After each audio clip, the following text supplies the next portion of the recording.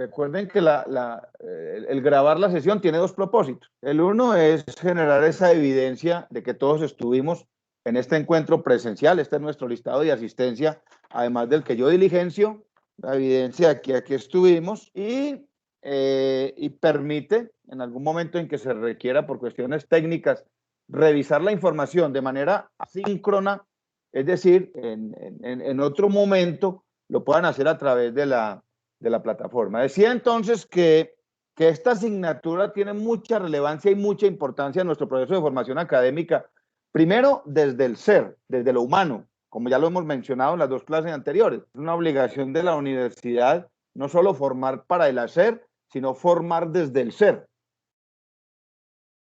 Y este componente de la comunicación, del manejo de la información, es supremamente importante, como ustedes lo mencionaron en la participación en el foro. Entre otras cosas, creo que me faltan unos dos compañeritos por participar, para que por favor generemos allí la evidencia. Cada uno, desde su punto de vista, destacó la importancia de la comunicación en el ser humano, pero todos casi que llegamos a la misma fuente, casi que llegamos al mismo camino, a determinar que definitivamente el ser humano sin comunicación no podría existir. Sin comunicación no podría vivir. Entonces, la gran conclusión de la participación en el foro, la comunicación es la base de todas las relaciones humanas, de todas las relaciones interpersonales. Llámese comunicación formal, que es lo que el enfoque que le vamos a dar al ensayo. Comunicación formal, la comunicación dentro de las organizaciones, o llámese comunicación informal, la comunicación en la familia, la comunicación entre parejas, la comunicación entre padres e hijos, hijos y padres, hermanos, familia, sociedad, amigos, sociedad en general. Es uno de los elementos más importantes del desarrollo del ser humano, la comunicación. Y decía entonces que tiene una especial relevancia para los estudiantes de contaduría pública bajo el nuevo marco normativo contable que adoptó Colombia desde hace algunos años y que viene adoptando, porque es un proceso lento, todo lo que son las normas internacionales de información financiera, donde el contador pasa de ser casi un sujeto pasivo a un sujeto activo dentro de la organización, porque ya el contador está obligado a emitir conceptos, y esos conceptos están fundamentados ¿en qué? En la comunicación. De hecho, ya se los mencionaba en los paradigmas de la investigación contable.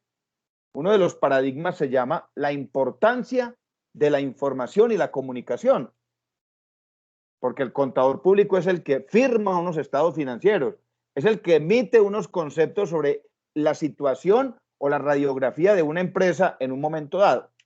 Entonces, miren lo importante. Ahora, hablamos de comunicación no solo en términos verbales, sino solo en términos escritos. El contador de hoy tiene que exponer ante una junta directiva. El contador de hoy tiene que presentar informes ante la gerencia, ante los clientes, ante entidades financieras. Y debe tener un manejo claro de su expresión verbal, debe tener un manejo claro de su voz, debe tener un manejo claro de unos componentes de la comunicación que son fundamentales para nosotros como profesionales y para las organizaciones, para las diferentes organizaciones. En ese orden de ideas, miremos a ver quién llegó por acá, el compañero Andrés. Buenas noches, Andrés. Andrés Felipe. Buenas noches, profe, ¿cómo está? Bien, gracias a Dios, hermano. ¿Y usted cómo va? Oh, bien, bien, gracias. Bueno, antes de empezar entonces con la temática de hoy, vamos a trabajar el concepto de comunicación en términos generales. Vamos a ir avanzando y lógicamente hoy tenemos que empezar por definir qué es comunicación, que ya en el foro, pues la gran mayoría de ustedes definieron cuál es el proceso de la comunicación, cuáles son los elementos que intervienen en el acto de la comunicación, qué es un receptor, qué es un emisor, qué es un canal y qué es un mensaje. Ya la gran mayoría de ustedes lo definieron, pero aquí lo vamos a trabajar desde diferentes autores y ese es el punto de partida, definir qué es la comunicación, definir cómo funciona la comunicación, porque todos estos elementos teóricos pues se han construido a lo largo de la historia.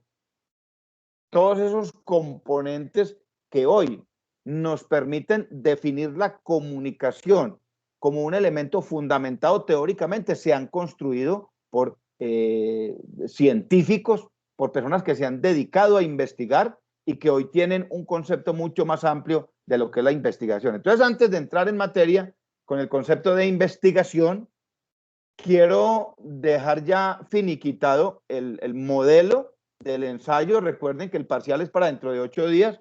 A partir de hoy creo el enlace, lo creo, dejando un espacio hasta el próximo martes, o sea, de hoy hasta dentro de 8 días, queda el espacio para subir el ensayo. Recuerden que lo pueden hacer ya 3 personas y ya todos conocen la característica. Si tienen alguna duda, si tienen alguna inquietud, entonces simplemente me lo pueden consultar. Antes de subir el modelo con el que vamos a trabajar, entonces yo quiero mostrarles otro componente de la norma APA que les puede servir, otro componente de la norma APA que lo pueden utilizar para complementar el documento, y es lo que tiene que ver con el pie de página. El pie de página, que es bien, bien importante, y quiero explicarlo ahora, abriendo acá el documento sobre el cual hemos trabajado.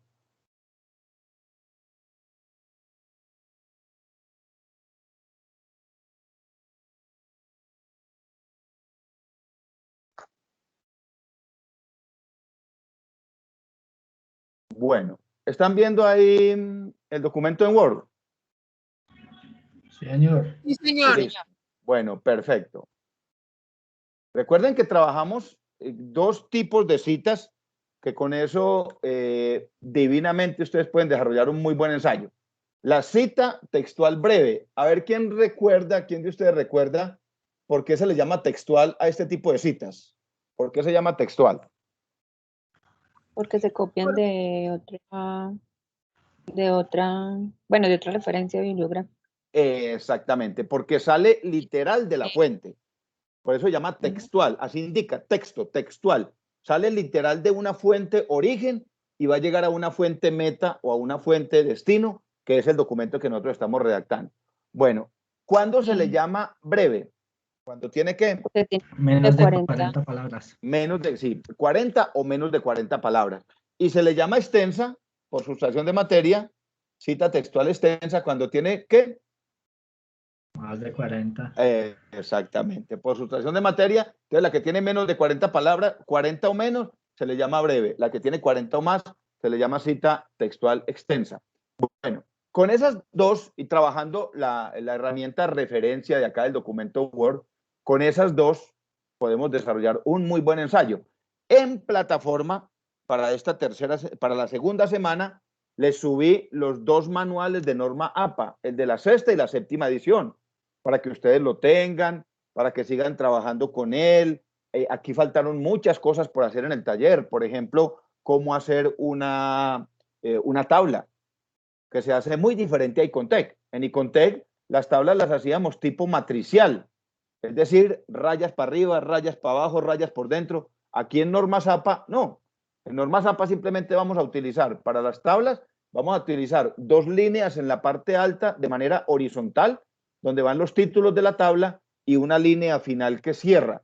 O sea, en la parte matricial, en la parte interna, no va ninguna línea, ni horizontal ni vertical, pero eso lo pueden encontrar ahí en el manual que les estoy obsequiando y que espero lo conserven. Por ejemplo, en la norma APA, en el manual que les acabo de entregar, menciona cómo referenciar una figura o una gráfica.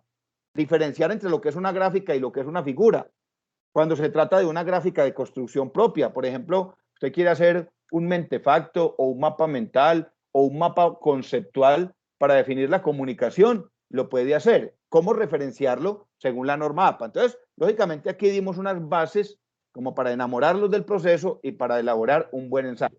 Entonces, hoy quiero, antes de empezar con el tema que nos asiste, que nos compromete, que es el de las competencias comunicativas y el de la comunicación en general, entonces quiero hablarles de algo que se llama el pie de página. Venga, le damos ingreso por aquí a otro compañerito.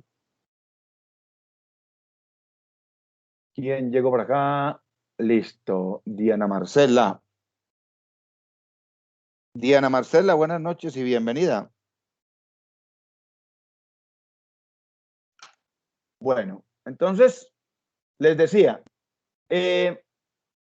ustedes recuerdan cuando están por ahí leyendo un libro, leyendo algún documento, bueno, no tengo un libro aquí a la mano, los tengo en la biblioteca, por allá al terminar la página, ustedes encuentran un numerito o encuentran al terminar la página una rayita, debajo de la rayita encuentran un numerito, el 1, el 2, a veces el 1, a veces el 1, el 2, 3, y de manera secuencial, durante el texto, durante el libro, siguen encontrando el 1, en la página siguiente el 2 y el 3, en la página siguiente el 4, a eso se le llama un pie de página, un pie de página.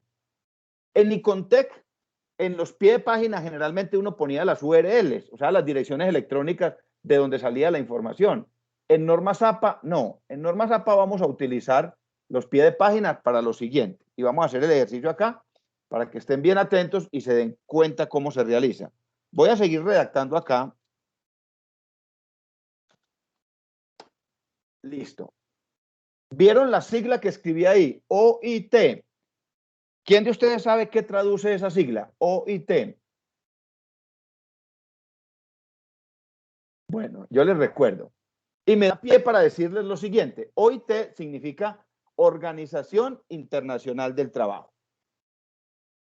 El pie de página me permite a mí, primero, definir estas siglas. ¿Y por qué se deben definir? Por lo siguiente. Porque nosotros cuando estamos redactando, generalmente nos volvemos obvios. ¿Y qué significa eso de volverse obvio? Significa de que, como yo sé, Jorge Iván Puerta, yo sé qué significa OIT, entonces yo como que asumo que todo el mundo lo sabe.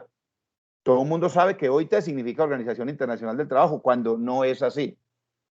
Entonces, para yo aclararle al lector, recuerden que yo escribo para un público. Yo escribo ya sea para un profesor que va a revisar, yo escribo para un grupo de estudiantes, para un grupo de lectores, yo escribo para un público objetivo, para un lector objetivo. Yo debo ser lo más claro, preciso y conciso posible, explícito, para que el lector no tenga dificultad a la hora de abordar el documento. Entonces, si un lector está leyendo o abordando este documento y llega a esta palabra OIT y no sabe qué significa, se tendrá que ir a buscar al diccionario. Pero si yo se lo aclaro, y lo puedo hacer de dos formas según la norma APA.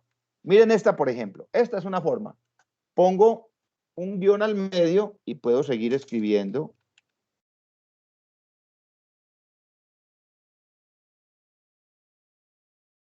Del trabajo, coma, y mencionar un poco la organización. Mencionar un poco de qué se trata, cuándo fue creada. Pero existe otra forma, que es la que yo más recomiendo, se llama el pie de página. Entonces, miren cómo lo vamos a hacer. Terminemos aquí la frase. Según la OIT,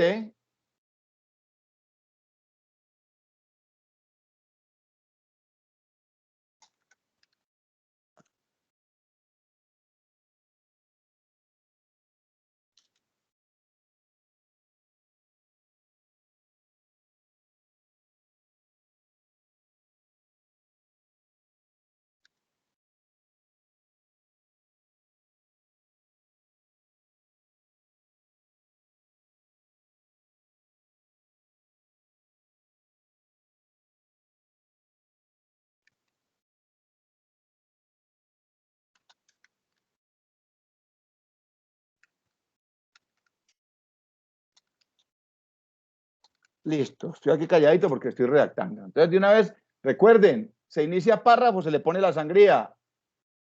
¿Dónde ponemos la sangría? Encima de la tecla de bloqueo de mayúsculas, está la tecla de tabulador, que es la tecla que tiene dos flechitas. Vamos ahí, le damos clic sobre la flecha y él me genera la sangría. Entonces, aquí estoy diciendo, según la OIT, la comunicación es la base del entendimiento entre empleadores y trabajadores y es un componente fundamental para velar por los derechos laborales. Entonces, OIT, voy a definir ese concepto, o esa sigla, perdón. Voy a definir la sigla. Entonces, miren lo que voy a hacer para que les quede claro.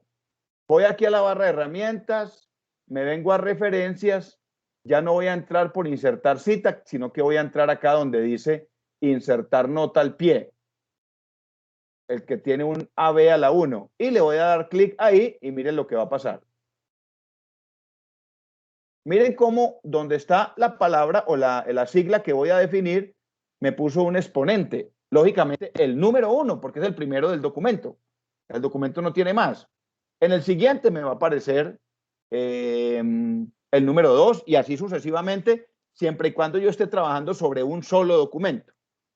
Esta secuencia se pierde cuando trabajan en Drive, que a veces se reparten el documento y todos trabajan al mismo tiempo. Entonces pueden aparecer 2 unos, pueden aparecer 2 cuatros, ¿ya? Se pierde la secuencia cuando se trabaja en Drive. ¿Qué voy a escribir aquí abajo?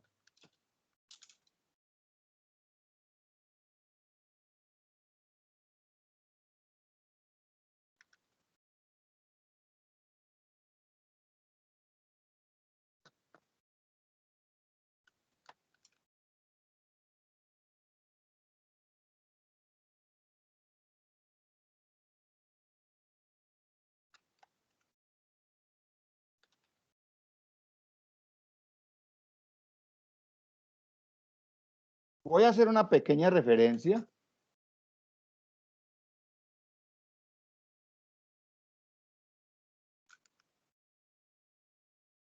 Una pequeña referencia de esa sigla.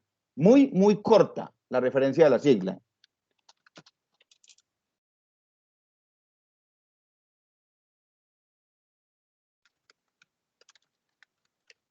Listo.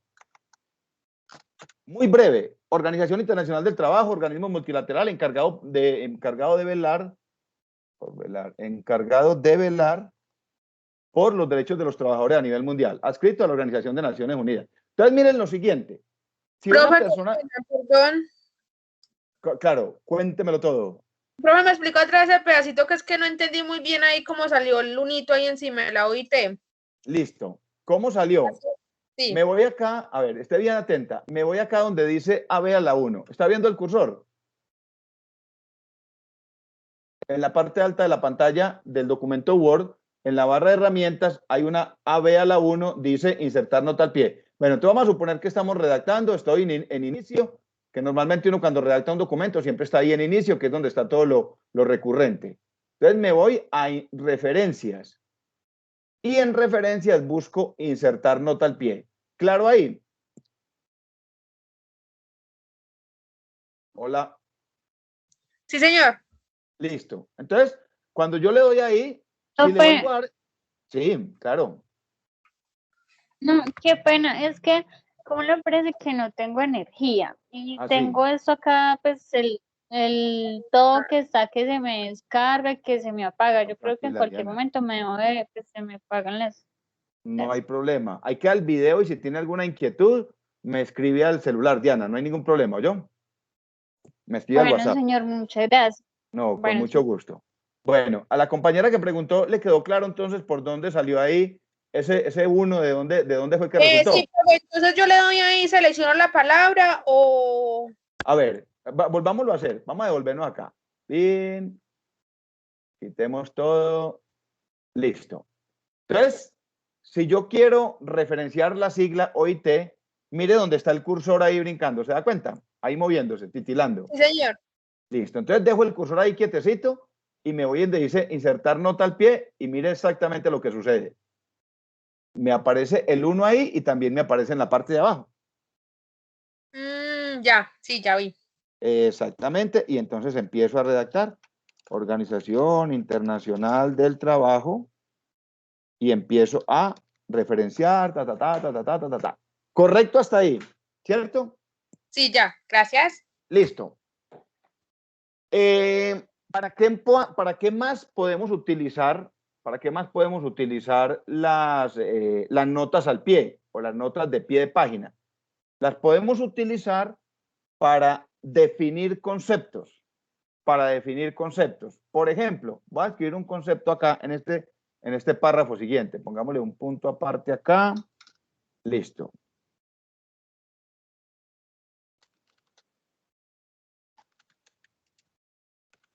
Vamos a ver quién llegó.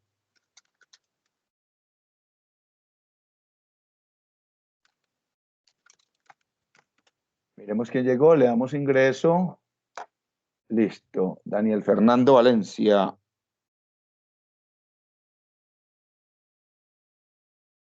Daniel Fernando, bienvenido, buenas noches. Bueno, entonces fijen nuevamente acá.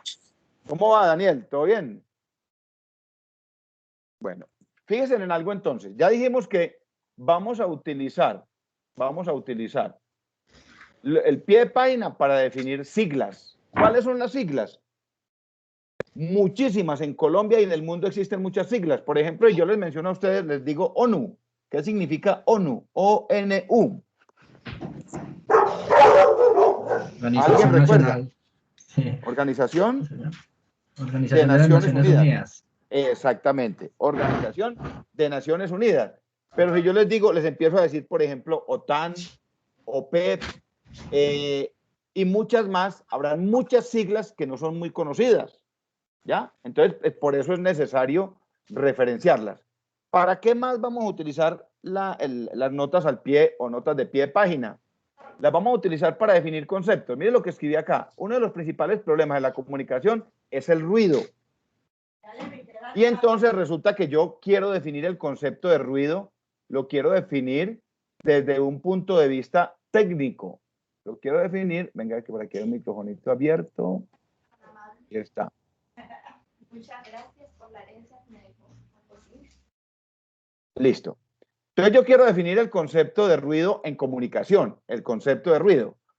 Entonces simplemente voy nuevamente a insertar nota al pie, voy por referencias, insertar nota al pie, le doy nuevamente clic ahí y me va a aparecer ya no un 1, sino un 2.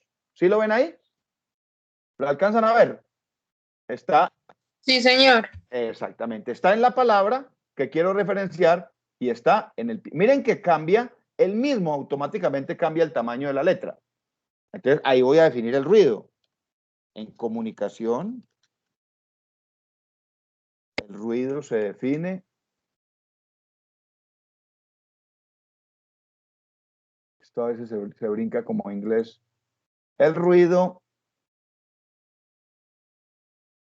se define como todas las interferencias que se generan, tanto interna,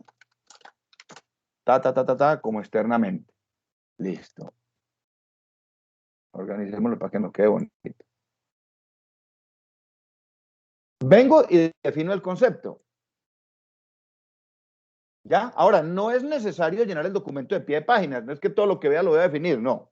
Son conceptos que yo considere que pueden generar alguna dicotomía o que pueden generar alguna confusión al lector y lo voy a definir. Un término, por ejemplo, poco común, que no se conozca mucho y que yo, o un término demasiado técnico, que para el lector no sea muy común, lo puedo definir.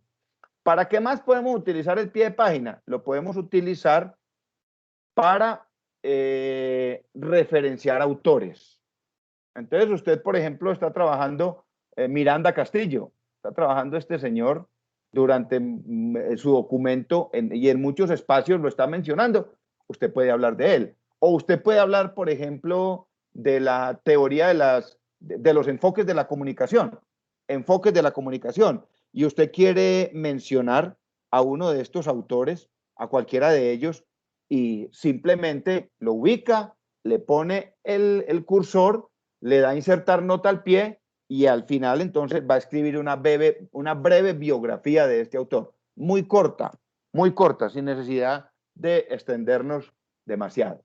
Bueno, yo creo que con esto que les he dado de norma Zapa, que es poco, o sea, hay mucho más por ver, pero para eso les comparto les comparto los manuales que ya los tienen ahí en página. Pero ya con esto podemos realizar un muy buen documento, con lo que les entregué hace 8 días, con el ejercicio que hicimos hace 8 días, con el ejercicio que acabamos de hacer, y este modelo que les estoy mostrando acá, el ejemplo que hicimos en clase, se los voy a subir como modelo de armado, como modelo de estructura y como ejemplo para que ustedes puedan seguir en la realización del primer parcial, que repito, se apertura hoy y se cierra el martes dentro de 8 días. Entonces voy a cerrar este documento, que ya no lo necesitamos más por acá. Pregunta, ¿alguna duda con respecto a ese parcial? ¿Queda muy claro para todos? ¿Quién dijo yo? Profe, ¿me acuerda cuántas páginas son, por favor? Bueno, el desarrollo del ensayo como tal son mínimo 3 páginas. la estructura o el armado, los componentes que son 4. El título, la tesis, el desarrollo y la conclusión. Recuerde que ustedes se van a guiar por el que tienen ahí, porque vamos a subir en plataforma. ¿Por qué hago esta aclaración? Porque yo, por ejemplo, subo el modelo y cuando recibo en los parciales, me ha pasado muchísimas veces, todas las veces me sucede, el estudiante cambia la estructura, cambia el armado. Entonces el estudiante pone introducción. O sea, va y busca en internet cómo hacer un ensayo. Bueno, no hay ningún inconveniente, lo importante es que se desarrolle muy bien la temática. Entonces, mínimo son 3 hojas del desarrollo del ensayo, más una hoja de portada, más la hoja de las referencias, que es la última, ¿ya? Pero si ustedes dicen, por ejemplo, se ponen de acuerdo los 3 estudiantes y dicen, hombre, vamos a consultar un poquito más, vamos a consultar 5 fuentes, vamos a meter 5 páginas del trabajo, más las 2 de portada y referencias, no hay ningún inconveniente. Entonces, mínimo van a ser 3, ¿correcto? Sí, señor, profe. Gracias. Bueno, cualquier duda que tengan, con todo gusto. Bueno, vamos definiendo de una vez para la 6ª semana. Recuerden que estamos hablando de competencias comunicativas. 6ª semana, que sería, vamos a ver, mayo 10, mayo 24. 6ª semana, mayo 24. Parcial 2. Entonces, en esta primera semana estamos trabajando la competencia comunicativa verbal escrita. Para mayo 24, que es el parcial 2, vamos a trabajar la expresión oral. Entonces, va a ser de manera individual. Cada uno va a conseguir una noticia, cualquiera que sea de periódico, sea de internet, una noticia de actualidad. Una noticia de actualidad, la va a imprimir, una noticia corta, que puede ser de 1 o 2 párrafos, la va a imprimir, la va a leer ante el grupo con la cámara y micrófono abierto, la va a leer y va a dar una breve explicación de esa noticia.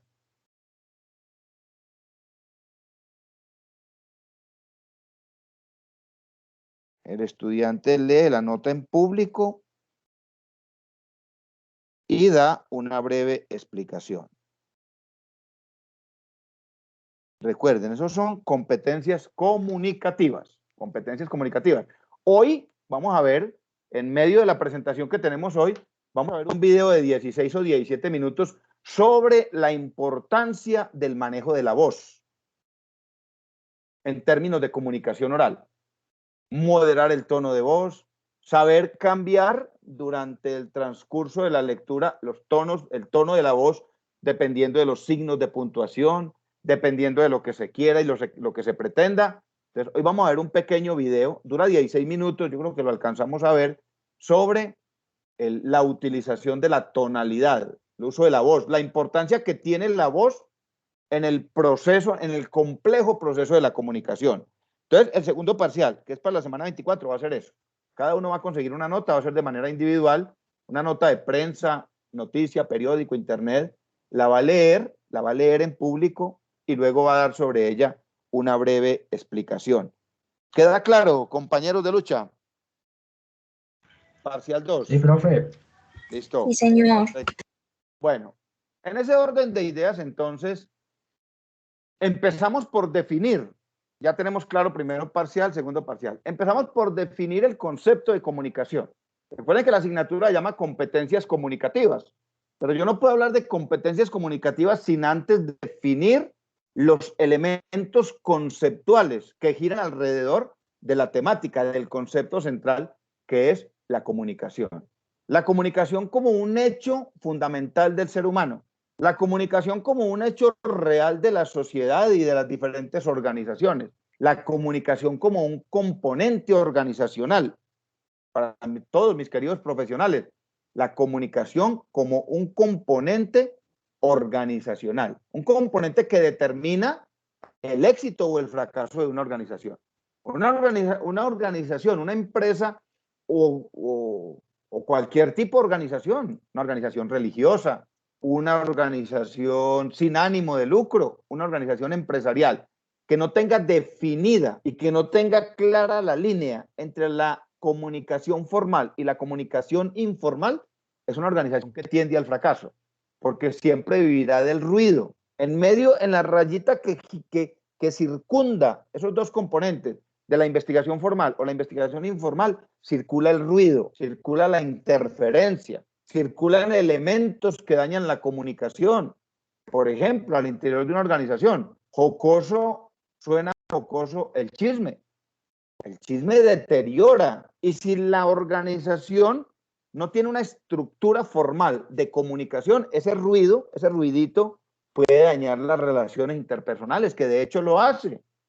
Puede deteriorar la productividad de la organización. Entonces empezamos hoy por definir el concepto de comunicación. El proceso, la comunicación como un proceso. ¿Están viendo las diapositivas en Power? Sí. Listo, muchas gracias. Escuchen bien lo que voy a decir, a ver si alguno de ustedes se atreve a traducir lo que estoy diciendo. Si alguno de ustedes al menos se atreve a decir, no, Puerta, usted lo que está diciendo es tal cosa. Escúchenlo bien. Wati puarima cañebe de atipú. ¿Qué dije yo ahí? A ver, ¿a quién se le ocurre? ¿Qué dije yo ahí? Algunos estaban diciendo, le Puerta enloqueció, está hablando bobadas. Wati puarima cañebe de atipú. Seguramente ninguno de ustedes me entendió de qué estar hablando, a qué se refiere. Otra frase. Boa noite, meu parceiro. De pronto por ahí le sonó un poquitico. Boa noite, meus parceiros. ¿Qué significará eso? Sus parceros.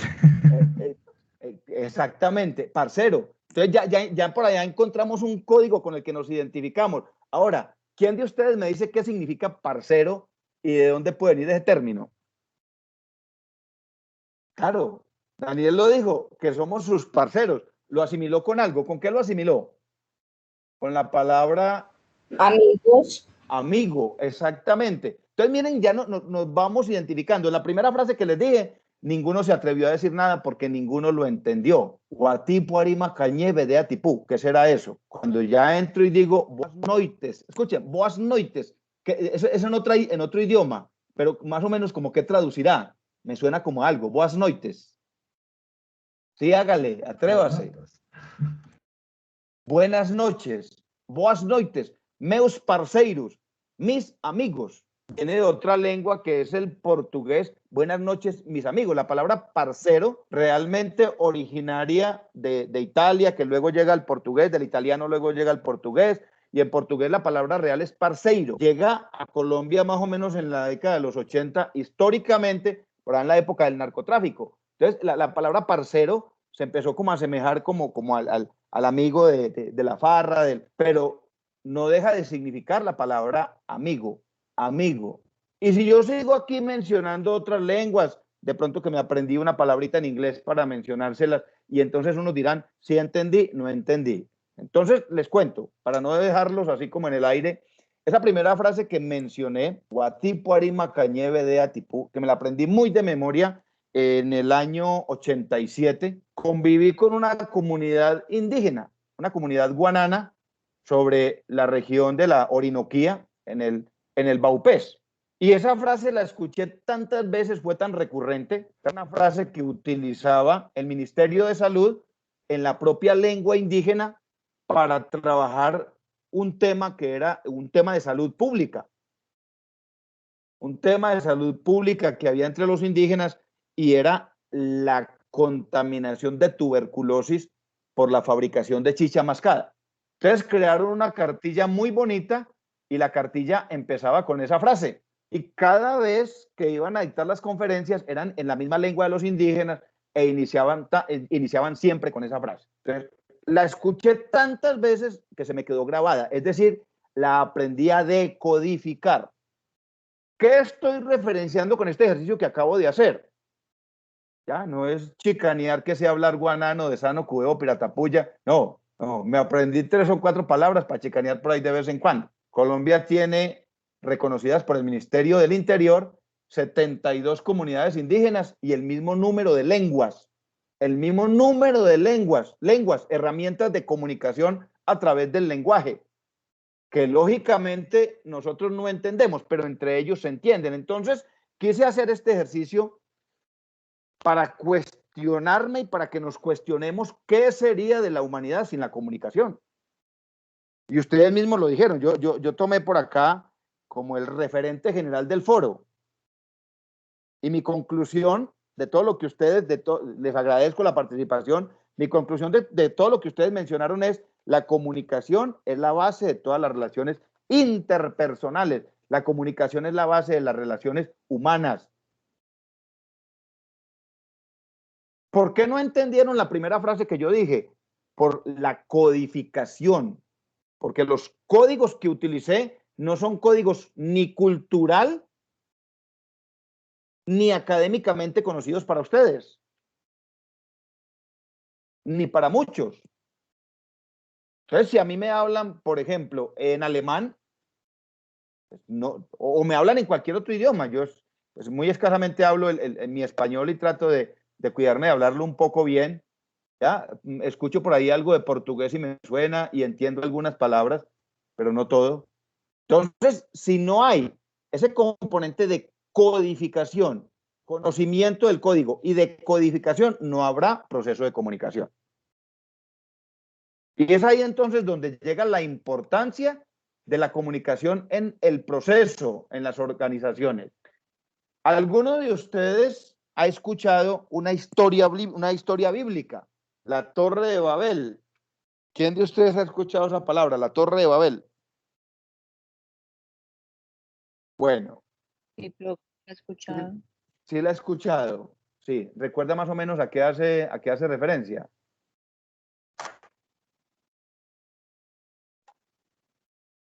La Torre de Babel. No, bueno. No sé si estoy bien, pero no es una torre que estaban construyendo con el propósito de llegar al cielo. Exactamente, exactamente. Entonces, ¿en qué consiste o qué cuenta la historia? Esta historia que es bíblica, como lo referencia aquí la compañera. Ole, me perdió el cursor. ¿Dónde lo encuentro? Mira, aquí está, pero no lo veo. Ah, ya lo vi. Cerremos esto acá. Bueno, la Torre de Babel es una historia bíblica. Es un relato bíblico que sucede por allá en el siglo VI antes de Cristo. Resulta que después de que terminó el diluvio, pues la humanidad quedó diezmada. Y cuenta la historia bíblica, cuenta la Biblia en el Génesis, que fueron muy pocos los descendientes de Noé, que fue el que construyó el arca, que Dios le dijo va a construir un arca y va a escoger una pareja de animales, es decir, se va a llevar a su familia para protegerla del diluvio. Y dice la Biblia que Dios inundó la tierra y acabó con la humanidad, quedó simplemente un grupito. Y entre esos, de los sucesores de Noé, quedó un señor Nimrod, nombre como raro, ¿cierto? Difícil de pronunciar. Entonces, este señor propuso a toda la tribu de Babilonia, a toda la tribu, construir una gran torre. El concepto bíblico dice que lo que pretendían con la torre era como protegerse de otra inundación o de otro diluvio. Pero algunos dicen que simplemente lo que estaba haciendo Nimrod era, de manera prepotente y arrogante, acercarse a Dios. Y por eso estaba construyendo una torre que pudiese llegar hasta la bóveda del cielo, que así lo menciona la Biblia, hasta la bóveda del cielo. Y en la medida en que iban avanzando, entonces se empezó a presentar un fenómeno de expresión oral. Unos empezaron a hablar un idioma, otros empezaron a hablar otro, y todos se empezaron a confundir porque no se entendían. Es más, la misma Biblia dice que religiosamente, hablando en términos teológicos, que fue allí, en la Torre de Babel, donde nacieron las diferentes lenguas a nivel mundial, donde nacieron los diferentes idiomas. ¿Qué sucedió entonces allí con la Torre de Babel? Que la construcción no pudo continuar. La construcción no pudo continuar porque no hubo un entendimiento, no hubo consenso, no se entendían lo que decían los unos y lo que decían los otros, a pesar de que históricamente e inicialmente todos hablaban una misma lengua. Miren la importancia de la comunicación. Hasta ahí llegó la Torre de Babel y solo quedó la historia. Solo quedó la historia, porque ese intercambio de comunicación, donde no había entendimiento, donde no había consenso, lo único que generó fue confusión, no pudieron continuar con la obra y hasta allí llegó. Entonces la Biblia dice que allí nació el fenómeno de la comunicación o el fenómeno de las lenguas y de los idiomas. ¿Cómo se define técnicamente entonces este concepto? ¿Cómo se define técnicamente? A través de muchos autores, que han sido muchos de ellos son norteamericanos, que han trabajado el concepto de la comunicación. Es definido de una manera muy práctica. La comunicación se debe reconocer como un proceso. ¿Y qué es un proceso? Un conjunto de procedimientos y actividades que se desarrollan con el fin de cumplir un objetivo. Y eso es la comunicación. Cuando yo le hablo a alguien, yo espero primero que ese alguien me escuche. Segundo, que ese alguien me entienda. Y tercero, que ese alguien reaccione frente a algo.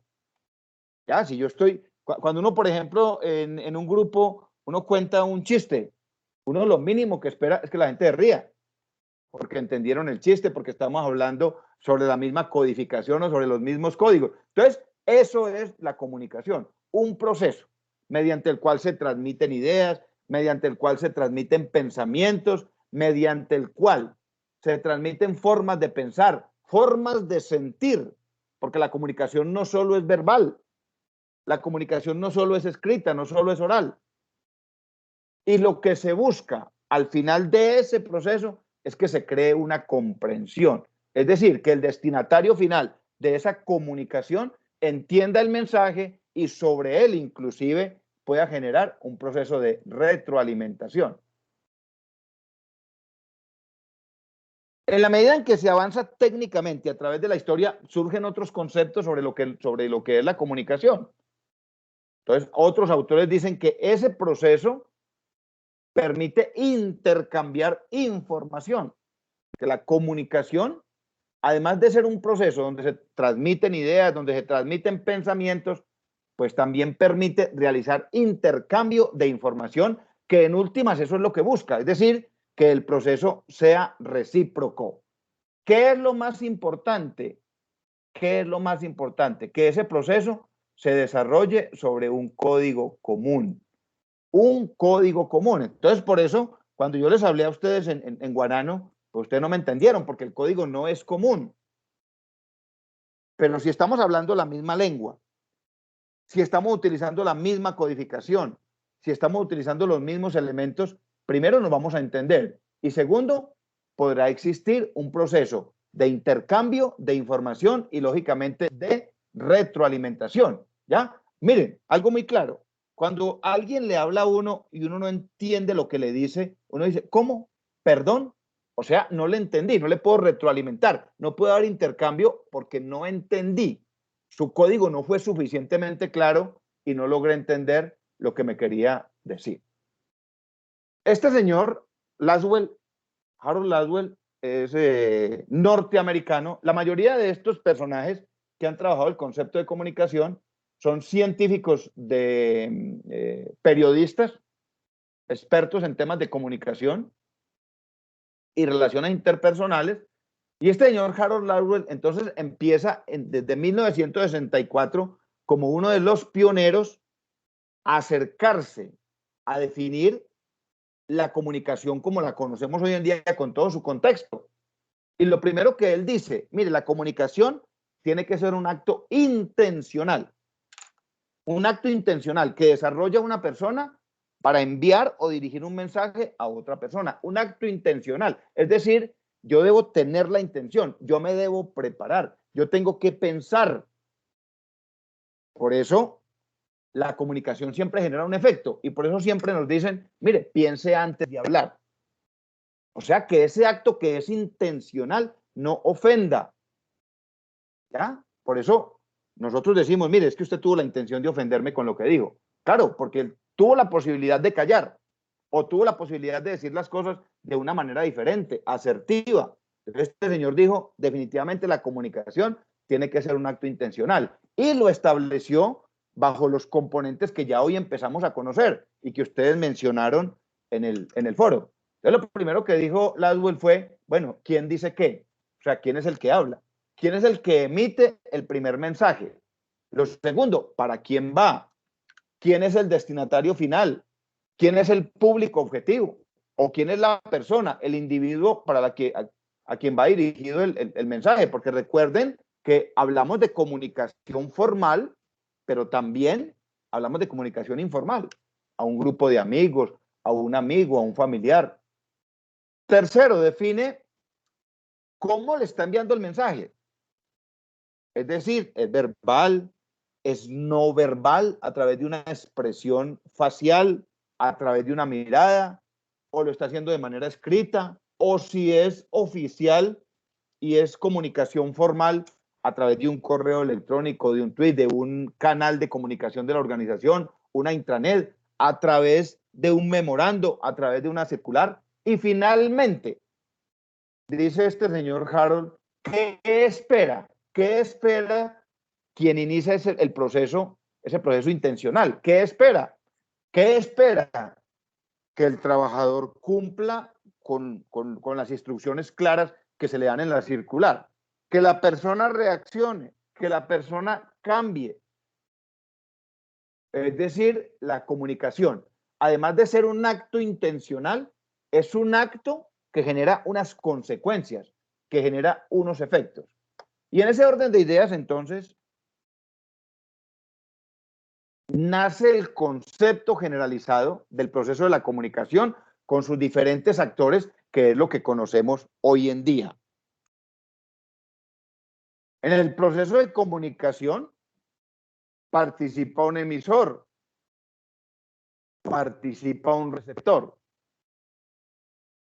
Está de por medio un mensaje que es lo que se quiere llevar a través de un canal, a través de una línea de comunicación, y ese canal hoy en día es muy amplio.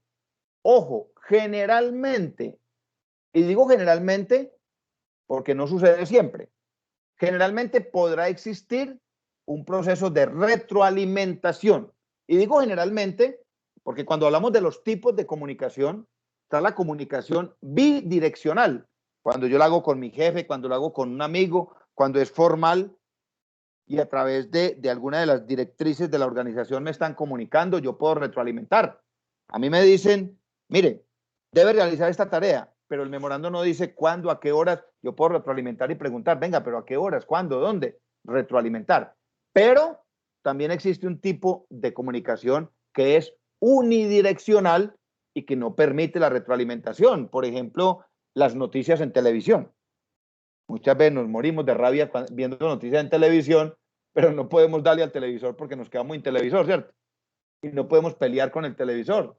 Y el comunicador no nos estará escuchando, o la persona que sale en el mensaje. Entonces, cuando hay comunicación unidireccional, o sea, solo de allá para acá, pues no habrá ese complemento tan importante que es el complemento de la retroalimentación. Y en términos, entonces, muy sencillos, en términos de definición y de concepto, muy sencillos, tenemos que el emisor es la persona que inicia el proceso.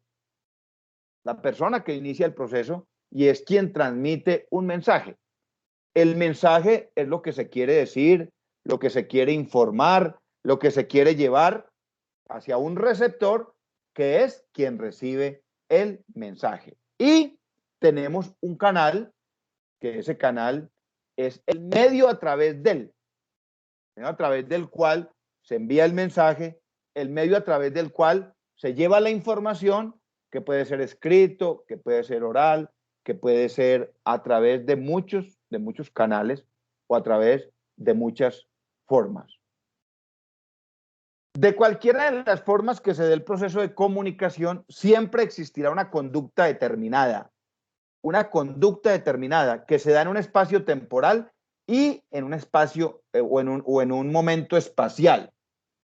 En un espacio temporal y en un momento espacial específico. Es decir, tiempo, hora, modo, lugar en el que se presenta ese concepto. Y otro elemento muy importante que tiene que ver con la espacialidad y la temporalidad es el contexto en el que se da la nota o el contexto en el que se da la comunicación. Ampliando entonces el concepto de comunicación y los diferentes componentes, aparece uno nuevo, el código, que es bien importante, porque a través del código es que se construye el mensaje. A través del código es que se elabora la comunicación. A través del código es que se logra el entendimiento. Lo que les decía yo ahora, si yo no entiendo el alemán y me van a hablar el alemán, yo esa codificación no la conozco. Entonces no voy a poder entenderme con la otra persona que me está hablando. Por más expresiones corporales que tenga, no me voy a poder entender con esa otra persona. Y aparece otro componente que lo determina los autores a medida que ha avanzado el concepto, y es el contexto o la situación en que se da el mensaje y la comunicación. El contexto. Y ya les mencionaba, no es lo mismo una charla informal entre amigos que una comunicación o una información que se genere desde la gerencia de la empresa. No es lo mismo un diálogo de familia que asistir a un foro, por ejemplo. Entonces, cada contexto tiene un elemento determinado. Y aparece entonces estos dos señores, Shannon y Waber, que también son periodistas norteamericanos,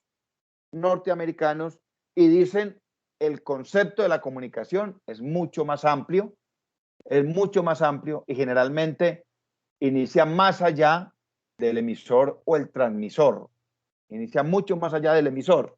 Alguno de ustedes lo mencionó claramente en el foro, este modelo. Este es un modelo de comunicación definido por estos dos señores. Lo definió claramente en el foro. ¿Qué dicen estos dos, Shannon y Weber? Dicen, mire, generalmente la comunicación inicia en una fuente. Claro, miren ustedes, por ejemplo, una nota periodística, una noticia. El transmisor, que puede ser el periodista o puede ser el canal, busca la información en una fuente. Y no necesariamente la fuente es el emisor. No, porque la fuente contó el chisme, contó la carreta y se escondió. Y entonces el transmisor, que se convierte en este caso en emisor, es el que se va a encargar de canalizar esta información que entregó la fuente, construir un mensaje y hacerlo llegar al receptor. Y ojo, no siempre el receptor es el destino final. No siempre el receptor es el destino final, ¿ya? Porque yo puedo decir, mire, vamos a enviar un funcionario a que se capacite, a que recepcione, a que reciba una información, pero esa información la tendrá que compartir con todos los empleados de la empresa. O sea que el público final o el destino final serán los trabajadores de la empresa. Entonces, aquí estos señores en 1949 amplían mucho más el concepto de comunicación y sus elementos que nosotros conocemos básico, como es emisor, mensaje, canal y receptor. Aquí él lo plantea que el mensaje puede iniciar en una fuente diferente al emisor y puede terminar en un destino diferente al receptor. Y ojo, entonces aparece este concepto que vemos aquí en pantalla y es el concepto del ruido. Es el concepto del ruido y es el concepto donde es un concepto al que nosotros inclusive en la vida cotidiana y en la vida diaria debemos prestarle mucha atención. El ruido. Porque el ruido son interferencias. Por ejemplo, yo estoy acá en monólogo hablando solito y por ejemplo ahorita cuando estábamos haciendo uno de los ejercicios, el de pie de página, y resulta que en ese momentico a alguno de ustedes se le fue la energía, pero volvió inmediatamente y yo ya había avanzado 3 segundos. Con 3 segundos que me perdí de lo que dijo Puerta, perdí el contexto, me descontextualicé, me salí de la clase, me salí del mensaje. A eso se le llama ruido, porque hay interferencia, porque el mensaje no llegó completo. Cuando, por ejemplo, en la pantalla del televisor se me va la imagen por 30 segundos, por 1 minuto, por 2 minutos y perdí el hilo de Pedro el Escamoso y estaba en el pedacito más bueno, me quedé con las ganas de ver ese pedacito. A eso se le llama ruido. Pero también se le llama ruido cuando el memorando de la empresa o el memorando que envía la empresa no es claro. No es claro. Por ejemplo, el memorando dice, reunión de todos los funcionarios el día martes 5 de mayo. Reunión de todos los empleados el día martes 5 de mayo. Y resulta que cualquiera se percata y dice, venga, mañana es martes, pero mañana no es 5 de mayo. O sea, ¿es mañana o cuándo es?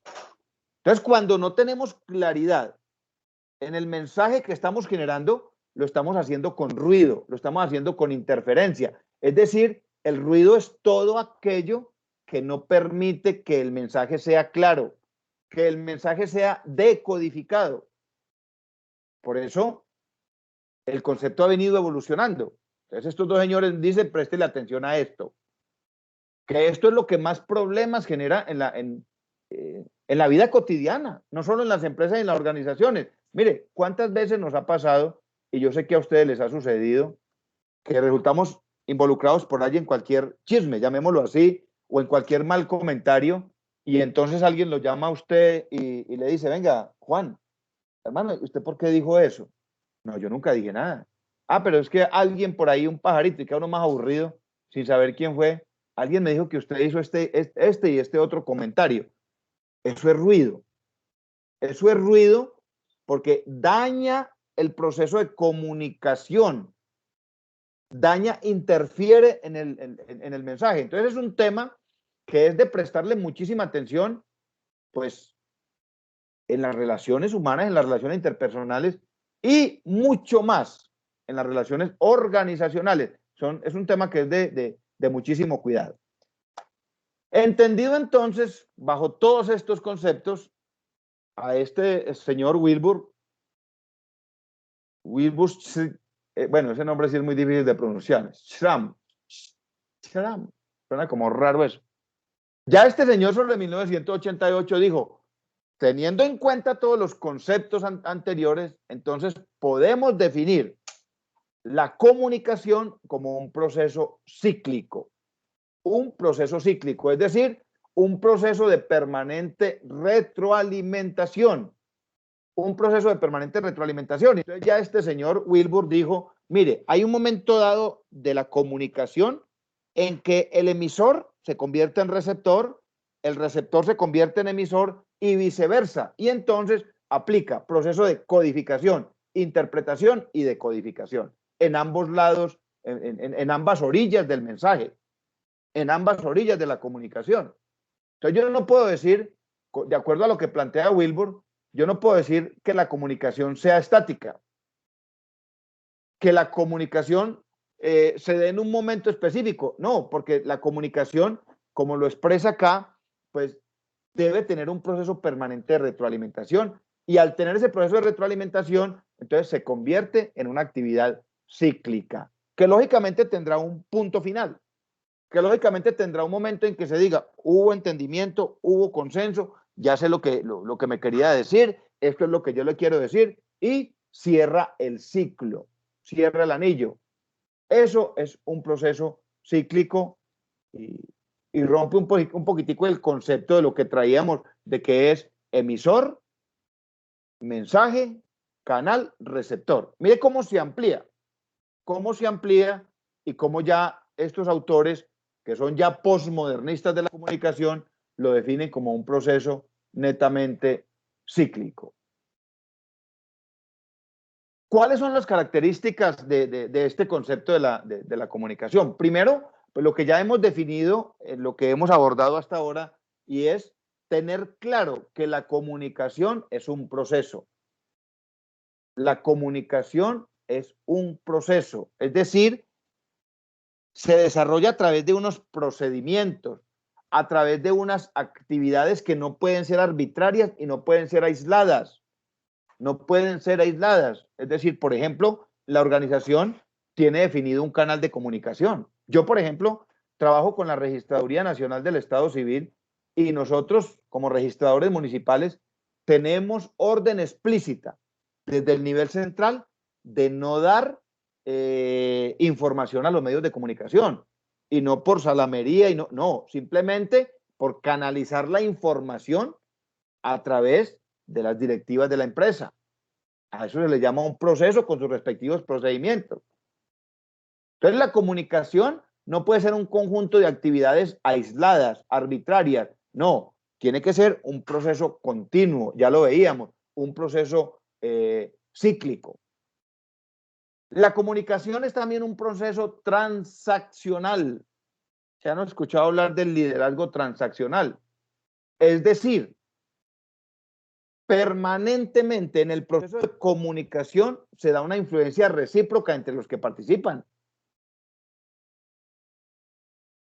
Claro, se llega a conclusiones, se llega a acuerdos, se llega a transacciones, no solo en la comunicación formal, también en la comunicación informal. Bueno, muchachos, el partido del domingo, ¿a qué horas es? Vamos a jugar a las 8. Y el otro dice, ay, hermano, para madrugar, no, vamos a las 9.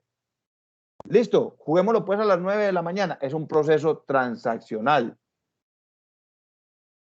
Ahora, no solo influye entre las partes que definen ese acuerdo o esa transacción, sino que hay una influencia en un contexto.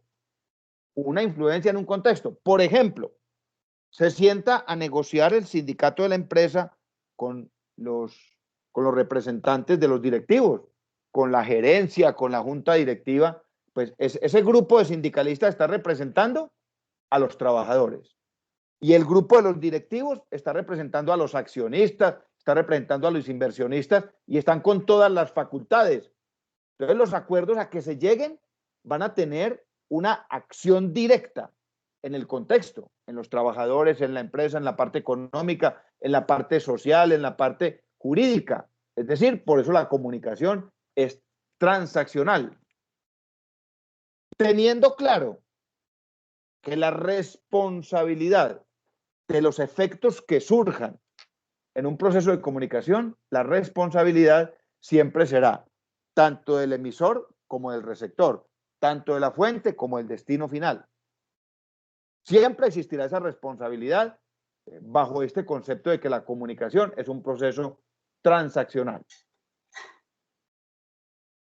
Otro de las definiciones conceptuales o de las características conceptuales es que la comunicación es simbólica.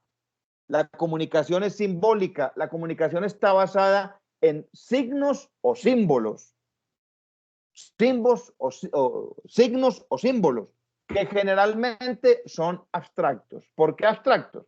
Por ejemplo, nosotros conocemos la A, conocemos la B, conocemos la C. Estas letras y todo lo que es simbología, de manera individual o de manera independiente, son abstractos porque no nos dicen mucho.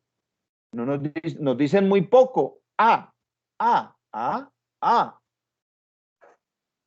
Pero si yo junto esa, que es lo que nos enseñan en la escuelita, si yo junto esa M, la M con la A, junto un símbolo abstracto con otro abstracto, ya voy logrando un símbolo reconocido o un símbolo concreto. Ya voy logrando un símbolo concreto y lo puedo empezar a asimilar y asemejar con un contexto. Entonces, a mí me dicen ma. Estoy juntando 4 símbolos abstractos, y esos 4 símbolos abstractos me permiten entender dentro del contexto que hay un ser querido que se llama mamá y sobre el cual tengo un reconocimiento. Entonces, toda la comunicación se da bajo el contexto de la simbología, que no necesariamente esos símbolos son letras, que no necesariamente esos símbolos son números. No. Por ejemplo, miren ustedes el tema de las señales de tránsito. Gire a la izquierda, gire a la derecha, prohibido parquear. Todo eso es simbología que lo que hace es comunicar. Pero es abstracto porque hasta que yo no sepa qué significa eso, no se va a convertir en algo concreto. No se va a convertir en algo concreto. Entonces, una persona que no conozca de señales de tránsito, se encuentra en la vía un aviso de estos de pie, con una información, un tenedor, una cuchara y un cuchillo, y dirá, ve, por aquí venden vajilla. Porque sigue siendo para él un símbolo o un signo abstracto, totalmente abstracto. Se convierte en símbolo concreto cuando yo lo sé decodificar, cuando lo entiendo, cuando sé para qué sirve, cuando me dice algo, cuando sobre él entiendo algo y cuando sobre él puedo establecer un elemento de comunicación.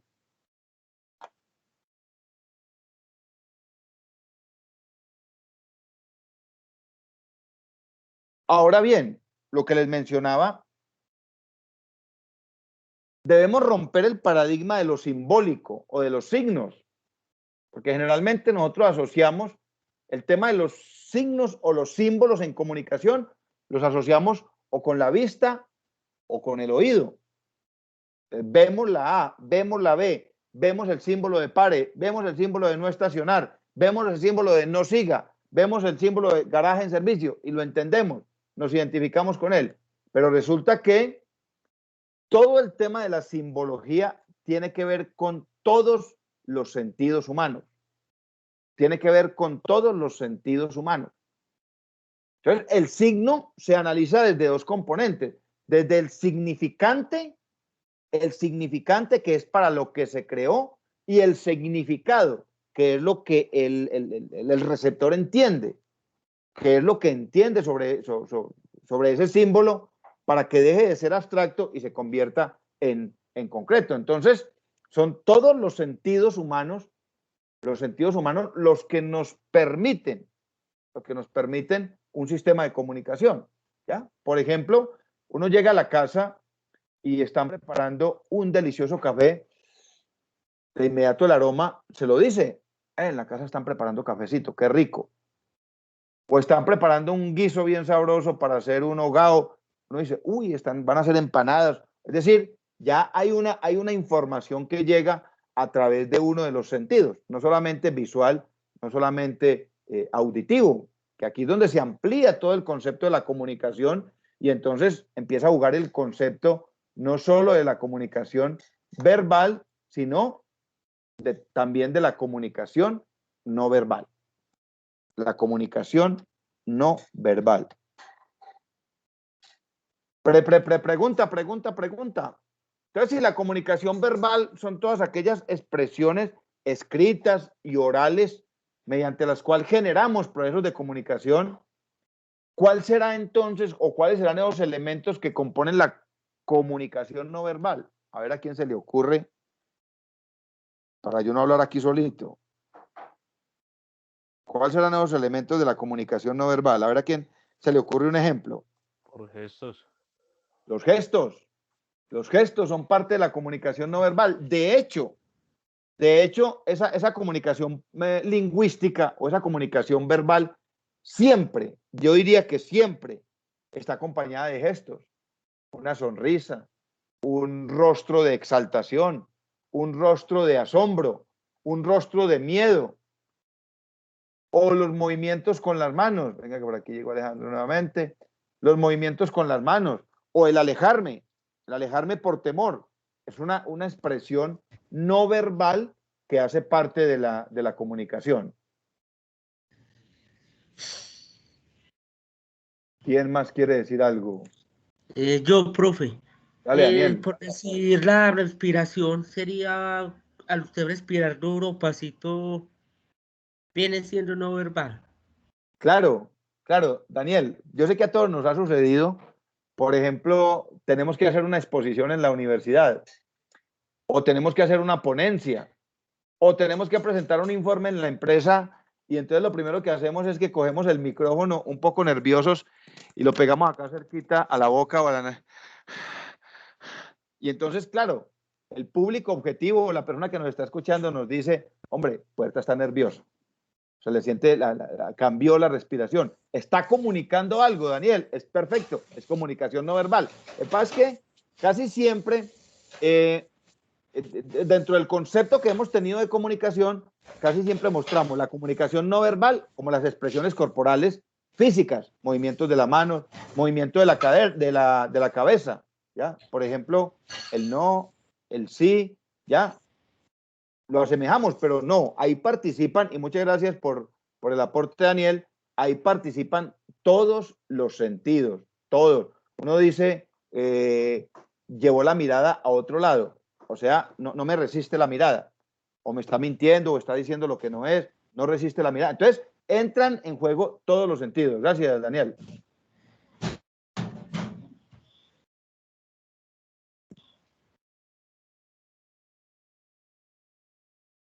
Bueno.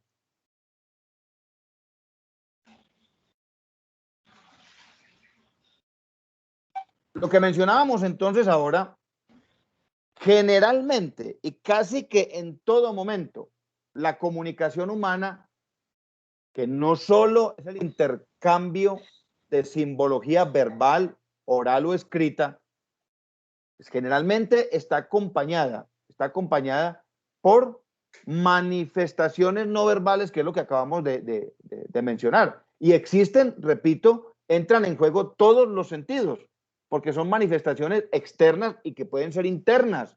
Por ejemplo, el retraerme, el no decir nada, el quedarme calladito, también es una forma de comunicarme. Y existen entonces, hoy existen unas, digámoslo así, unas actividades científicas que se encargan. Aquí se abrió un micrófono.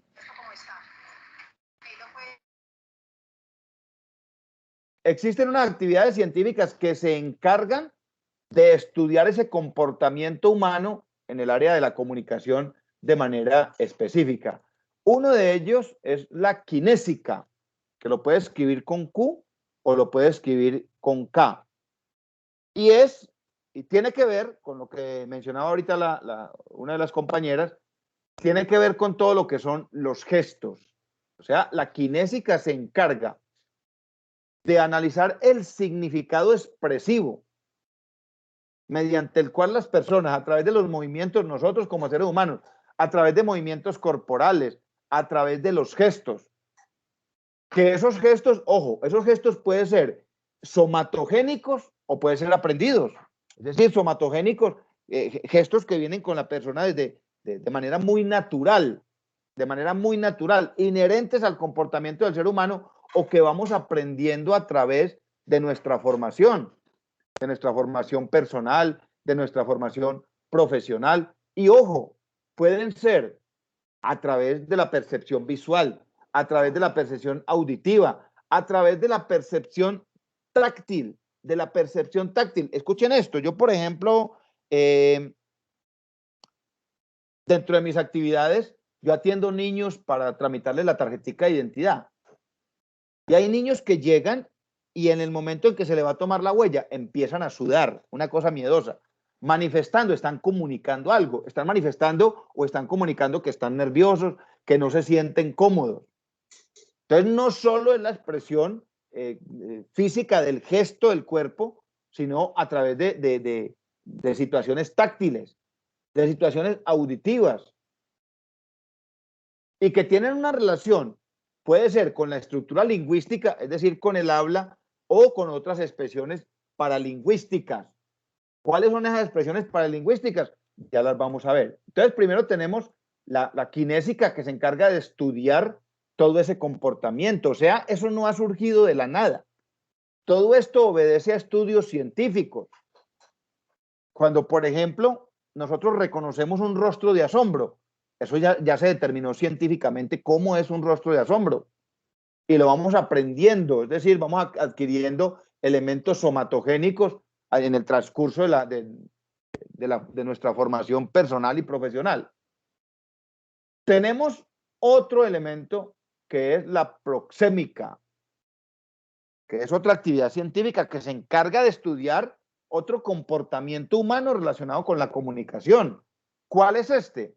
La lejanía, la distancia o la proximidad, el acercamiento que se genera entre las personas. Y entonces ahí tenemos, por ejemplo, las posturas físicas que adopta uno a la hora de hablar. personas que por cualquier circunstancia en la comunicación evitan el contacto físico, muchos por un tema cultural, ¿ah? Por ejemplo, saludar un oriental de mano no es lo más común para ellos. Un chino, un japonés, un coreano.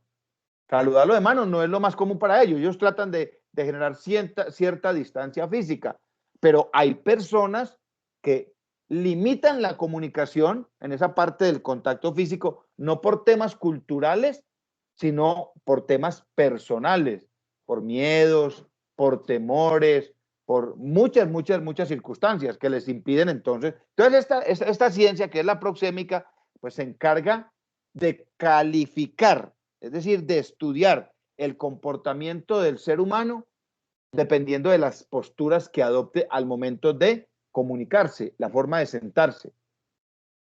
La forma, por ejemplo, cuando usted está haciendo una ponencia o una exposición en un público y tiene que estar de pie, ¿qué hace con las manos? ¿Cómo ubica los pies? ¿Cómo se mueve dentro del escenario? Entonces son posturas adoptadas y de eso se encarga la proxémica.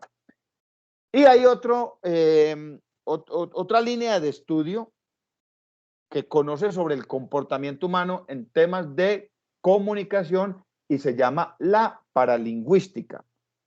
La paralingüística son todos aquellos elementos que complementan la lingüística, o sea, que complementan la parte oral, la parte verbal y la parte escrita, pero que acompañan mucho la parte verbal, ¿ya? Por ejemplo, yo voy a hacer un gesto y ustedes me dicen qué significa. Si yo estoy en una reunión y hago esto que estoy haciendo acá, ¿qué estoy haciendo? Si estoy en una reunión, estoy en un foro, estoy en una capacitación y hago esto, con el dedo arriba o hago esto, ¿qué estoy haciendo? Pidiendo la palabra. Pidiendo la palabra, Elizabeth. Estoy pidiendo la palabra. Y yo le pregunto una cosa, Elizabeth, ¿a usted alguien le enseñó eso? Como que lo aprendimos, ¿cierto? Sí, pues digamos que pues yo lo aprendí en la escuela. Cuando le decían al profesor, si van a hablar, tienen que levantar la mano. Si van a pedir la palabra, si van a hablar, deben levantar la mano. Entonces ya no es necesario, eso se llama un gesto paralingüístico, porque ya no es necesario decir, pido la palabra. Casi que suena redundante yo hacer las dos cosas. Casi que suena redundante levantar la mano y decir, pido la palabra. Y muchas veces lo hacemos, ¿cierto? Porque es un gesto paralingüístico.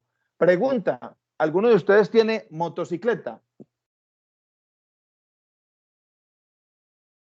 ¿Alguno se transporta en moto? Sí, señor.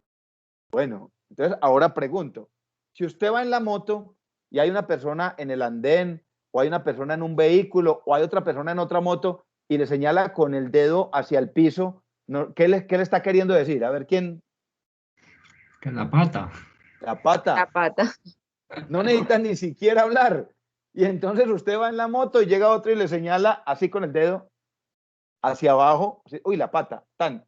Y usted automáticamente ni siquiera mira, gracias, tan, y sube la pata, ¿ya? Eso se llama el lenguaje paralingüístico, ¿ya? Ahora, muchas veces uno es redundante y señala y dice, la pata, que casi siempre lo hacemos, pero no es necesario hacerlo porque ya es una codificación que identificamos. Ahora, yo preguntaría, ¿será que si eso lo hacemos en Ecuador o en Perú, allá también funciona? ¿No era que de pronto nos echan un madrazo?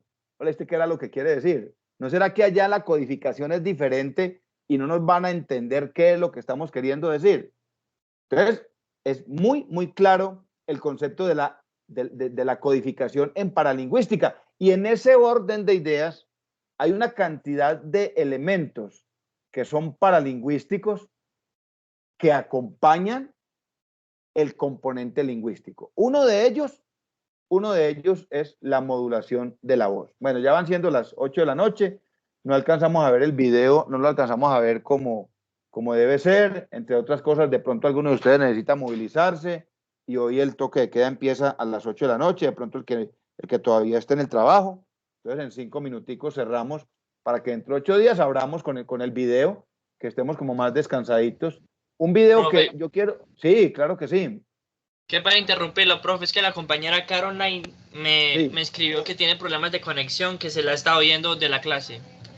Listo. Se la Pero estaba ha estado escuchando, sí. Señor. Listo, Angie Caroline. Listo. Señor. Caroline Rendón. Eso. Sí. Rendón Cubillos, Angie Caroline. Listo, perfecto. Muchas gracias, Gracias, compañero. Listo, Leo. Bueno, entonces les decía, dentro de 8 días vemos el video para que empecemos de una vez con él.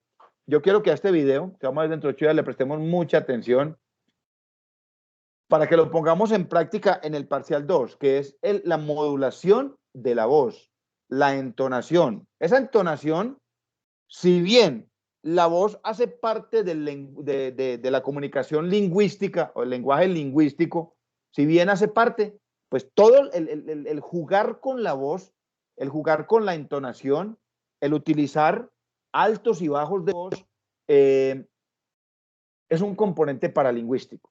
Porque yo puedo leer Remington, Corporación Universitaria Remington, Resolución 2661, Sandra Milena Ortiz, que es la coordinadora académica, Cristian Camilo Bustos López, Jorge Iván.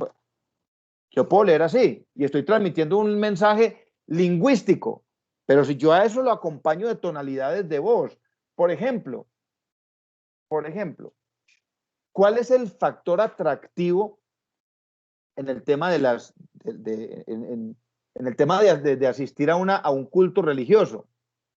Uno de los componentes es el marketing religioso que manejan los pastores, las pastoras, también en las iglesias cristianas ofician mujeres, o un sacerdote, cuando hacen la homilía y cambia de voz.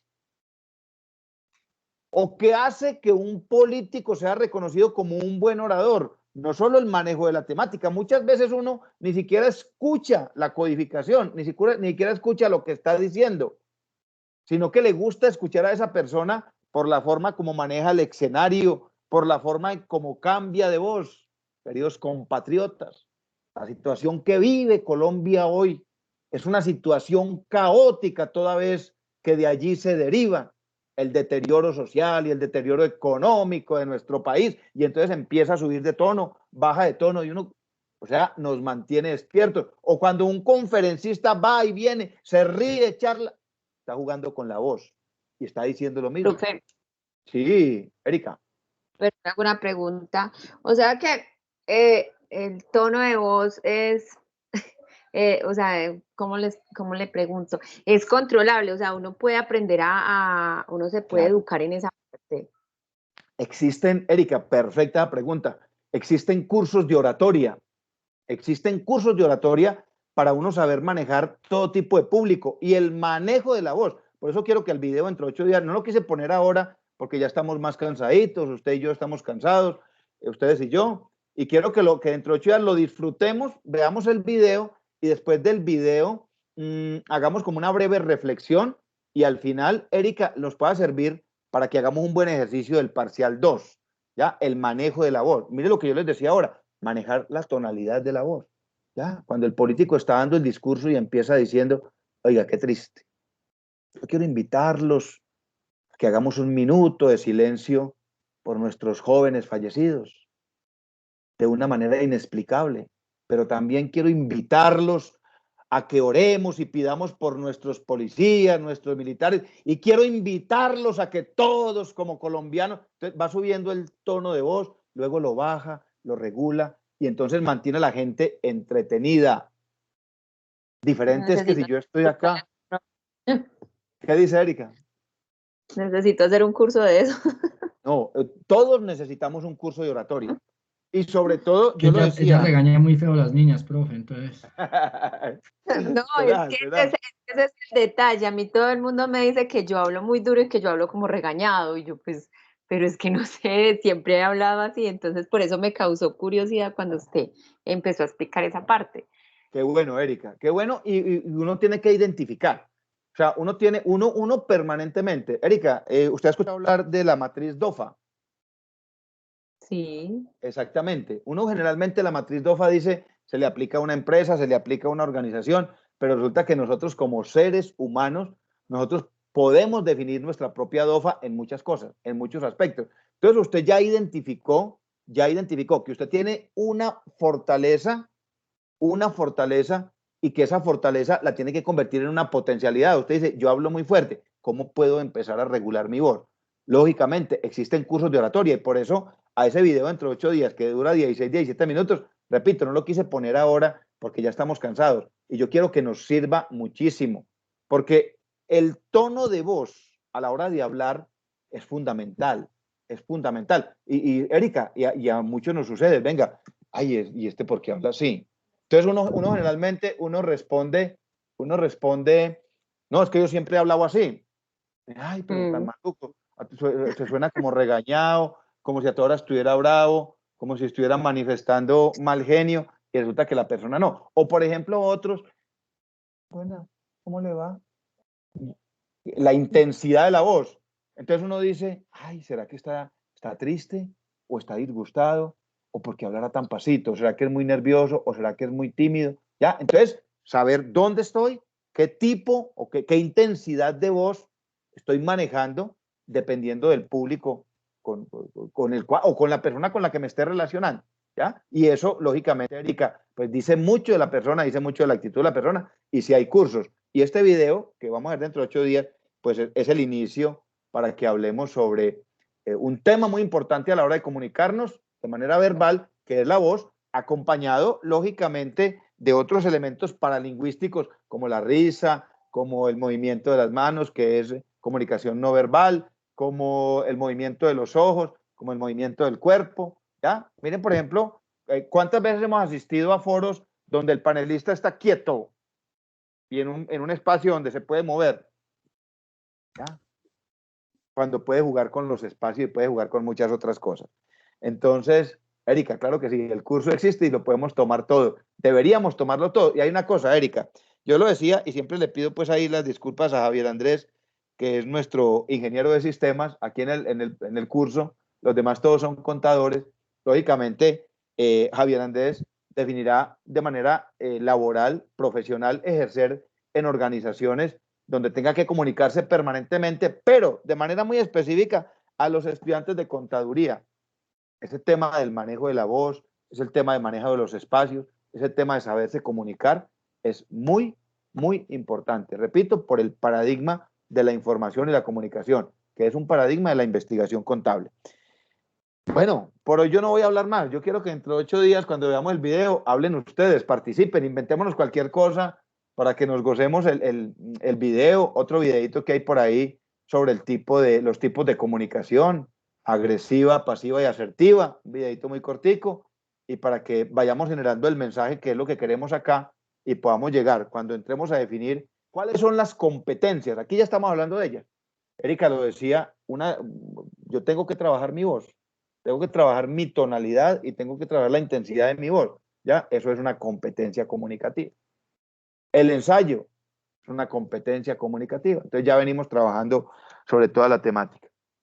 Compañeros de lucha, Dios los bendiga. Si no queda más por hoy, me despido dándoles las gracias. Repito, en la plataforma están las normas APA en PDF, 6ª y 7ª edición, para que por favor las descarguen y las tengan ahí en su escritorio y las trabajen todos los días con todos los módulos que estén viendo. Si tienen alguna inquietud me pueden consultar a través del WhatsApp o a través del correo. Recuerden que en el transcurso de la semana van a elaborar el ensayo. También si tienen alguna duda, si no recuerdan algo de la norma o de la redacción o de la temática, me pueden escribir y no hay ningún inconveniente. ¿Estamos de acuerdo? ¿Quién dijo Sí, yo? profe, otra Sí. pregunta. Sí, señor. Sí, claro que sí. Erika. Sí, otra pregunta relacionada con lo que estamos hablando ahorita. Sí. Cuando se hacen esos cursos, se aprende también, o sea, a manejar el tono de voz y la parte gestual. Porque es que uno con los Todo. gestos, como usted ahora, uno dice mucho, si está enojado, Claro. si está contento, bueno. Todo. Erika, esos cursos de oratoria tienen de todo. Es decir, porque la oratoria no es solo el tono de voz. La oratoria no es solo la manifestación oral de lo que se quiere decir. La oratoria comprende manejo de espacios. Manejo de espacios. ¿Ya? ¿En qué momento puedo dar la espalda? ¿En qué momento no? Manejo por ejemplo, de la discursiva, del volumen de voz, exactamente, del discurso, la discursiva, cómo preparar, por ejemplo, un discurso sin que lo tenga que llevar escrito. El manejo de las manos, ¿dónde van las manos? ¿Van en los bolsillos? Si yo, por ejemplo, no tengo un manejo claro de las manos, yo puedo utilizar un objeto y tenerlo en las manos, porque a veces somos nerviosos y empezamos a transmitir eso. Entonces, esos cursos, claro, son muy bacanos, son muy chéveres, porque lo forman a uno. Es mucho lo que se aprende ahí, Erika. Muchas gracias. Bueno, profe, gracias. El acento y todo lo demás. Bueno, niños, Dios los bendiga. Dentro de 8 días abrimos micrófonos para que nos conozcamos la voz entre todos. Hacemos un ejercicio de voz. Hola, hola, hola. Hacemos un ejercicio de tonalidad, de volumen y todo lo demás después de que veamos el video. ¿Estamos de acuerdo, muchachos? Profe, muchas gracias. Dios los bendiga. Profe, muchas gracias. Buenas Una noches. excelente noche. Bueno, les decía en plataforma, sí, Angelay. Angeli, Adriana, ¿me quería decir algo? No. Sí, no sé, ¿no? Bueno, les decía que en plataforma, entonces está en la norma Zapa y en plataforma, en la clase de hoy, voy a subir el ejercicio que hicimos para que sirva como guía, porfa, para que trabajen sobre ese mismo armado, ¿ya? Trabajen el modelo que subimos ahí. ¿Correcto? Correcto, profe, y es el mismo título, ¿cierto, profe? No, si usted, por ejemplo, Angeli, le quiere dar un título más subjetivo, por ejemplo, la comunicación, factor de éxito o fracaso de las organizaciones. La comunicación, un elemento fundamental para el desarrollo y la sostenibilidad de las organizaciones. La comunicación, el TAN, o sea, el título que usted le quiera dar, Angeli, ¿ya? Bueno, dependiendo del enfoque que le vaya a dar, ¿ya? Porque otro podrá decir elementos de la comunicación en las organizaciones y va a ser más teórico. ¿Sí me hago entender, Angeli? Ya todo depende. Sí, señor. Bueno, pero es de las comunicaciones, profe. Sí, pero en las organizaciones. Recuerde, el tema general es la importancia de la comunicación en las organizaciones, que es como el enfoque final de esas competencias comunicativas, ¿cierto? Para nosotros como profesionales. ¿Correcto? Correcto, profe. Muchas gracias. No, con mucho gusto y ahí seguimos. Juancho iba a decir algo, Juan Gabriel. No, profe, ya ahí con lo que le contestó la compañerita me aclaró. Muchas Listo, gracias. cualquier duda me escriben. Dios los bendiga. Una feliz noche. Erika, iba a decir algo. Profe, sí, es que usted dijo que nos iba a dar plazo hasta el martes, pero que hoy era martes, pero es que hoy no es martes, hoy es lunes. No, por eso. Hoy es lunes, pero el plazo para subir el ensayo es hasta el martes dentro de 8 días. Por si tienen alguna otra inquietud. ¿Correcto? Muchas gracias. O sea, sí, porque la fecha del parcial es mayo 10, pero yo les doy hasta mayo 11. No es que así soy yo de buena gente. Profe, sí. Muchas gracias. Listo, Erika, que descansen. Hasta luego. Feliz noche y bendiciones para todos. Gracias, profe. Amén. Chao, profe. Muchísimas gracias. Chao, Lisset, que esté muy bien.